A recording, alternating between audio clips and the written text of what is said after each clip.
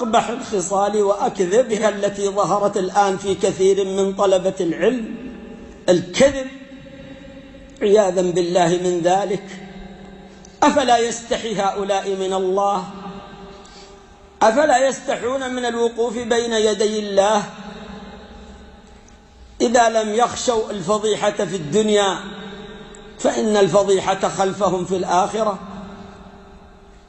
لي حيلة في من ينم وليس في الكذاب حيلة، من كان يخلق ما يقول فحيلتي فيه قليلة.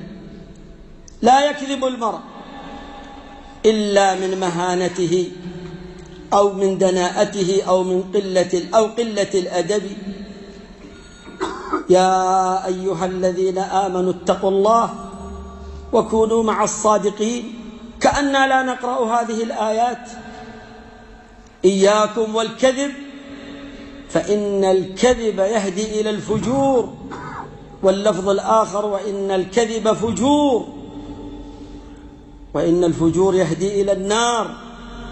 ما يزال الرجل يكذب ويتحرى الكذب أو الكذب حتى يكتب عند الله كذابا. أفلا يستحي من ينتسب إلى العلم من الكذب؟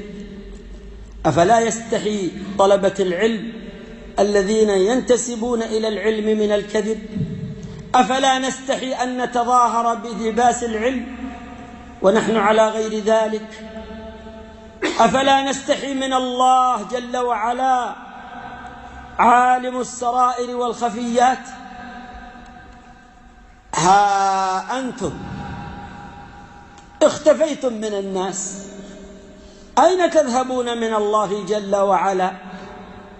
قال الله جل وعلا عن قوم يستخفون من الناس ولا يستخفون من الله إذ يبيتون ما لا يرضى من القول وكان الله بما يعملون محيطا. أخلاق يترفع عنها عامة أهل الإسلام، فكيف بطلبة العلم؟ وإن أتباع الشيطان هم أعداء الحق في كل زمان ومكان، وأعداء الرسل عليهم الصلاة والسلام، ومن أعظم وسائلهم في مقاومة الرسل وما جاءوا به من حق عظيم ترافقه الآيات العظمى المدهشة. من أعظم وسائلهم في هذه المقاومة هو الكذب والبهت، وهذا سبيل كل مبتدع مبطل يقاوم الحق وأهله بالكذب والبهت. والبهت لأهل الحق مع تزيين الباطل وزخرفته لأتباعهم الذين ألغوا عقولهم وشخصياتهم، وهذه الزخرفة استمدوها من إمامهم إبليس اللعين.